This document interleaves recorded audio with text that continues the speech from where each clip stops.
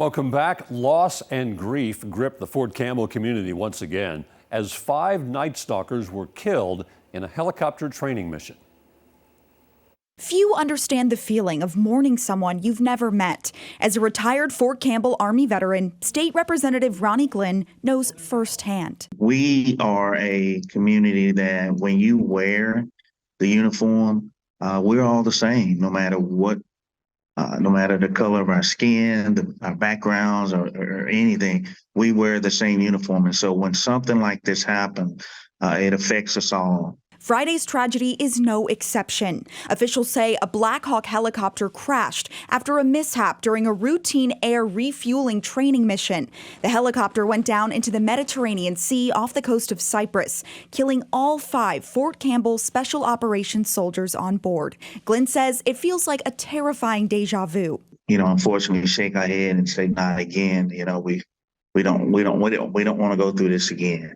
Earlier in March, 9 Fort Campbell soldiers were killed during a training mission in Kentucky when their 2 Black Hawks collided. Montgomery County Mayor Wes Golden says every loss takes its toll. Our soldiers and their families, they're intertwined with everything of who we are as a community. So when a loss is experienced over there, it's experienced across our whole community. Their kids are in our schools, their spouses work at our businesses, our school systems, and it's a horrible time right now.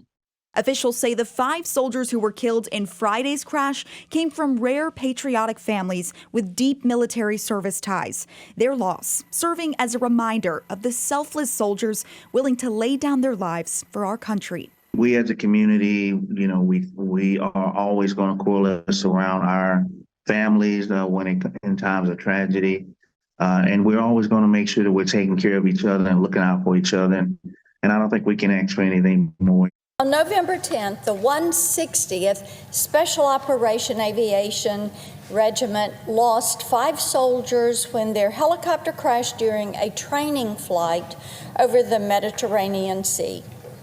Their names are Chief Warrant Officer 3, Stephen R. Dwyer of Clarksville, Tennessee. Chief Warrant Officer 2, Shane M. Barnes of Sacramento, California. Staff Sergeant Tanner W. Groan of Gorham, New Hampshire.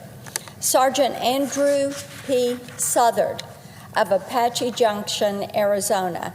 And Sergeant Cade M. Wolf of Mankato, Minnesota. In honor of the brave Night Stalkers of 1st Battalion, Charlie Company, I want to recite a few portions of the Night Stalker Creed for the record, and I'm quoting.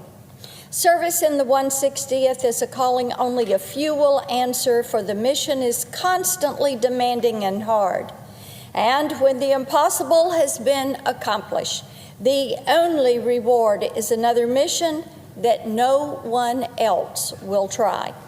I serve with the memory and pride of those who have gone before me, for they loved to fight, fought to win, and would rather die than quit. End quote. I ask unanimous consent to include in the record the complete Night Stalker Creed. Without objection. On behalf of all Tennesseans, I want to offer my prayers and support to those soldiers' families and to the brave men and women of the 160th. Their motto is, Night Stalkers Don't Quit. And I would encourage my colleagues to join me in supporting them as they bring the spirit of those words to bear against our enemies around the globe. A reminder to stay up to date with us here on News 2. Get out your phone and point the camera at the screen to download the updated News 2 app. The app is free. You can get customizable alerts, breaking news, and on-demand video. Stay with us. This week continues in a moment.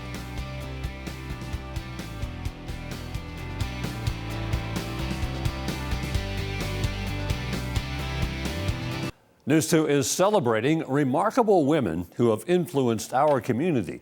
All this month leading up to International Women's Month in March. Now learn more about the initiative and how you can submit a nomination at WKRN.com/remarkable-women. Thank you for spending part of your weekend with us. That will do it for another edition of This Week. Next week is Thanksgiving week. We're not going to have a program this week. We just hope that you will enjoy the week with your family and have a great and wonderful Thanksgiving holiday. That will do it for this edition of This Week.